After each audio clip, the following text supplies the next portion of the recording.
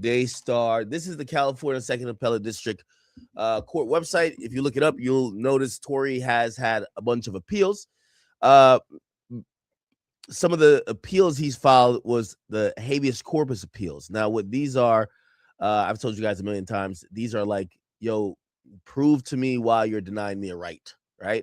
That's what habeas corpus is. So it's like a Latin phrase, but you would submit that petition, and you can submit the petition for anything. Usually people do it for either bond or people do it for, like, wrongful convictions, but they feel like, say you say I did something, it comes out later in court, or it comes out later based on new information that I didn't do it or someone else said they did it.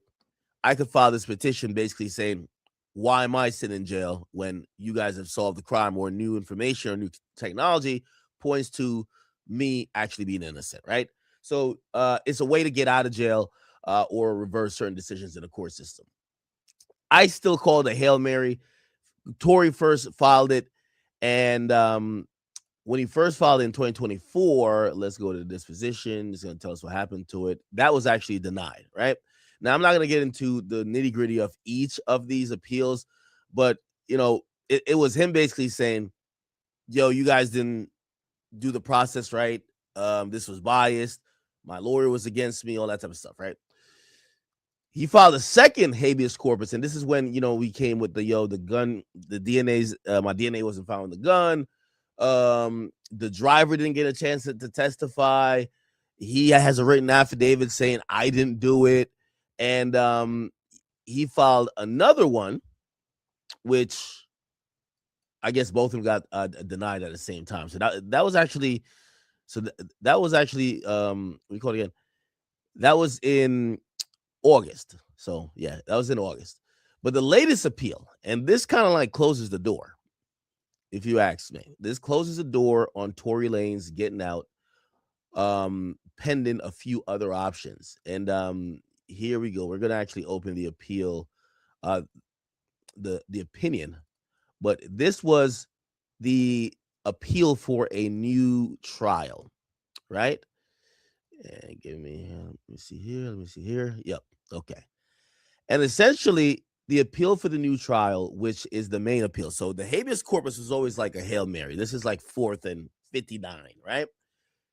The appeal for the new trial was saying this trial I need a new trial because based on how the trial went, things happened that what made it unfair. And I'm going to go over the decision, what they said, but regardless, they affirmed the decision that, yo, Tory, you're not getting out on that either, right? And there's a last appeal in here. And let me see. This one's from way back. Yeah. So currently, Tory's appeals, all of them have pretty much been denied. He's kind of like, at this point, he's kind of like he's not going to get out pending a pardon at this point, or some like inordinate circumstance where they could submit another appeal. Anyway, let me just kind of read quickly this opinion. And this is the opinion. So the way it works in appeal court, they don't do guilty or innocent. They usually agree with a decision a lower court has made, and then they give an opinion of why they're interpreting the law that way. So they've agreed that Tory Lanez's trial, there's nothing in that trial procedurally that requires him to get a new trial, and they're standing on the decision that he had a fair trial. And also the other appeal, which was the habeas corpus on, yo, I have been denied my right to get out based on, they haven't done enough to prove that I'm the one who actually shot Meg. That was also denied as well, right? So let me kind of go over what the opinion of the court is, and they kind of lay out some facts that they're saying it was affirmed by the trial. So they're saying they went to Kylie's house at some point. They texted Peterson. They told him to come. When Peterson shows up, it was really late. Eventually, Meg wanted to leave. Meg, her friend and personal assistant, they got in Megan Kelsey and Tory got in an SUV driven by Jaquan, Argument starts. Meg has to be let out. Meg gets out, start walking away. She heard Peterson say, "Dance, bitch, dance." Peterson pointed a gun at her. She froze. She heard shots. She looked down at her feet. She saw blood. She dropped to the ground, crawled in the driveway, felt pain in both her feet. After it got blurry, she saw Peterson Harrison walking towards her. Peterson started apologizing. She got back in the car. She heard police sirens. Said, "Please, y'all don't say nothing. I'm about to sign a big deal. I give both y'all $1 million each." Um, Harris sent a text to Justin, who was her security, saying, "Help, Tori shot Meg. Please stop the SUV." They asked everyone to get out. Pete told the police she stepped on glass. She didn't tell them she had been shot. When asked at trial why she told the police why she stepped on glass, she said that there was the murder of George Floyd. What? And she testified that she didn't know if she was gonna shoot, if they were gonna, the police was gonna shoot first and ask questions later. Okay. Anyway, this is kind of laying down all that type of stuff that they're saying came out in trial. They mentioned the text message that Tory says where he's like, "I know you probably never ever gonna talk to me again, but bro, I just want to say, yo, I was so fucking drunk. I would never do some shit like that. No, regardless, I'm gonna make everything right. I'm deeply sorry, so I feel crazy." And again, they're utilizing this damn message, and I ain't gonna lie, probably one of the most regrettable voicemails Tory's probably ever sent. Tory Lane's apology. Let's see if we can hear it. Nope. It's nope, one of the crazier stories we've heard of, guys. I know. That's not it. Here we go. We're trying to get the it was like I was too drunk. But it's potential. Where is that? You guys have heard it a million times. That this is him talking to Kelsey, but he did leave a voicemail for Meg. This is a freak. Okay. Y'all got out say anything. Huh? Oh no, he called Kelsey. Anything what's going on?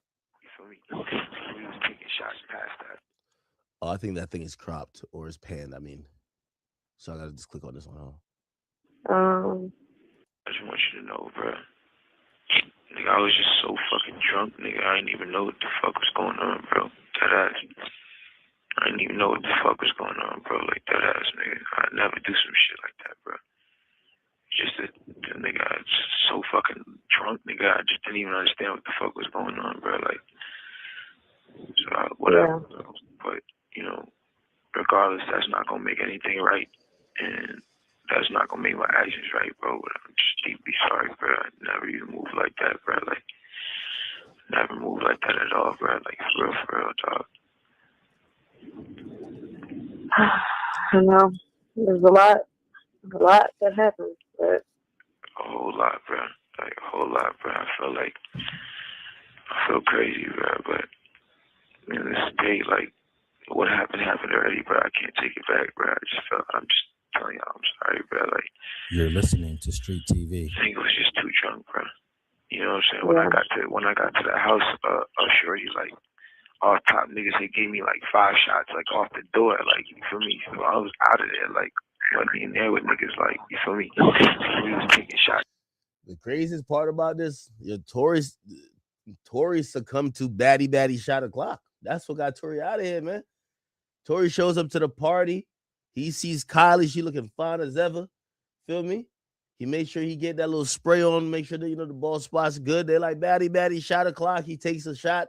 You know what I mean? He's like, he's peeping game. He's seeing what's good. You know him, nigga like Tory, shirt off already. He ready to get up in that pool. He really trying to get up in Kylie.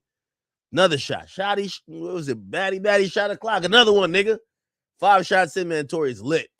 Past that time, I wasn't even there with niggas. Like, bro, I don't even remember what we was even arguing about, bro. Like,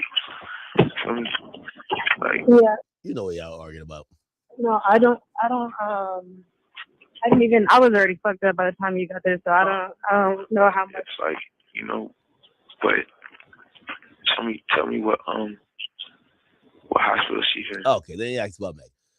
Okay, so they're using that. They're saying that based on these things that was brought into the trial, it kind of affirms the decision in that these are all fair play. It says the people charged Tory with assault of a semi-automatic firearm on Pete and having a concealed firearm not registered to him in the vehicle, and also discharging the firearm with gross negligence. In count 1, they alleged that Peterson used the firearm, and in counts 1 and 3, the people allege that Peterson personally inflicted great bodily injury onto Pete. Okay, they also allege aggravating factors under the California's rule of court. They went to trial. Everybody, they're saying who testified, this and third. Cool. So they kind of go over and they summarize the whole trial, right? Then let's just get to it. Says here's the discussion, and this is where now you're going to hear the appellate court kind of start to lay out how they're viewing this entire thing, right? So they said Peterson contends the trial court abused its discretion in allowing testimony and evidence concerning Pete's emotion about the incident and aftermath on direct examination. So you got to remember, part of Tory's appeal is like, yo, why did y'all forcibly play Kelsey's conversation with the prosecutor where she basically accused Tory of doing it? When she got on the stand, she didn't accuse Tory of doing it, right? And also she had all the protections that we would probably get the most truthful version of her there. She didn't accuse Tory of doing it, but the trial, you're going to hear the appellate court basically say, hey, this is common practice. If somebody don't remember on the stand and you talked to the prosecutors before, they could play what you talked to the prosecutors and said to jog your memory, right? So cool. All right. All right, bet. What else? They had some follow-up. Okay, Pete testified. All right, bet. This is a whole lot of shit. So a whole lot. And by the way, you guys are more than welcome to I'll make sure I download it. I'll download it and make sure I upload it for y'all, right? It'll be on the website. Okay. Peterson asserts that the prosecution explicitly and improperly introduced racial bias into the proceedings by asking a witness about what appears to be a tattoo of a firearm in the middle of his chest. The defense witness, Culberson, testified that he was Meg Stylison friend, but he was also the driver for Meg as well at times, okay? So they're talking about, I guess they asked that person, you ever seen Tory with a gun? They said, nah. They said, ever seen him around guns? Nah. And then on cross-examination, they asked about, I guess they asked about a tattoo? Okay. Anyway. And these are the line of questions. Do you see that big gun tattoo Tory has on his chest? He says, no, I haven't seen Tory's body. And that's what the stylist said. Okay. So these are the things that they're summarizing everything. They're summarizing what happened in court. Now they're summarizing what Tory's claiming is inappropriate. It says the trial court did not impermissibly chill his right to testify. As he didn't testify, he cannot raise this issue on appeal.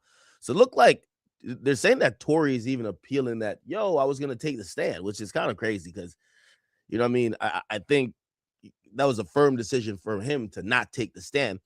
So they're saying, bro, if you got one chance to take the stand, you ain't take the stand, that's your bad. The jury did not hear Peterson's account of regarding that night in question. The court ruled that if he had testified, the prosecutor could introduce his music video and rap lyrics during cross-examination. Okay. Midway during the case, they told the court they were asking to inquire about prior acts of violence. If he testified to rebut the character evidence put on by the defense, the court replied, well, I think, okay, cool.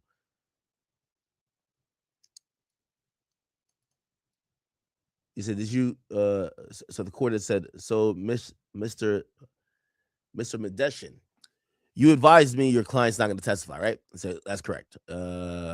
Tory, you have the absolute right to testify if you choose, right? I said, you have an absolute right not to testify if that's your decision. If you testify, you'll take the stand and be questioned just like any other witness, blah, blah. And Tory basically said in his own voice, yes, Your Honor, I'm not going to take the stand. Said, did you have a chance to discuss with your attorney? He says, yes, I have. Said, based on your discussion, is your choice to not take the stand. He says he won't take the stand. So there's an issue of taking a stand, and then also what comes into play if he takes a stand. If he takes a stand, they could bring up his past violence, right? So if he was fighting at the club, he was getting into other situations. Neither Peterson or his counsel ever told the court that Peterson wished to testify, but was deterred by the prospect of impeachment. by the prosecution. So they're saying there was nothing in the air to make Tory feel like if he testified, this was a plot to get him impeached by the prosecution, even if they didn't get a conviction. And so the mention of Peterson's criminal case in Florida was not prejudicial. Okay, so I guess they brought up a case that Tory had, and that came out when Tory, when they're going over what Tory allegedly said in the car while the police is behind them. Remember, they're getting pulled over, right? They said Tory not only offered $1 million, Tory looked back and said, yo, listen, yo, I'm on probation. Basically saying, yo, if they catch me with this gun, they think I did this, I'm going to jail, y'all. And they're saying that because that was mentioned, it might have prejudiced the jury to kind of like make them feel like, yo, this nigga's already a criminal, right? That's why he's on probation. So that's another thing that was raised. And by the way, the appellate court is basically saying, nah, we don't agree with that. So the trial court did not err in permitting the prosecution to play for the jury a prior inconsistent statement. So this is the Kelsey Harris thing. So they allowed that too. So they're saying that they agree. And then it said the trial court did not abuse his discretion in admitting evidence regarding an Instagram post. So Tory didn't want an Instagram post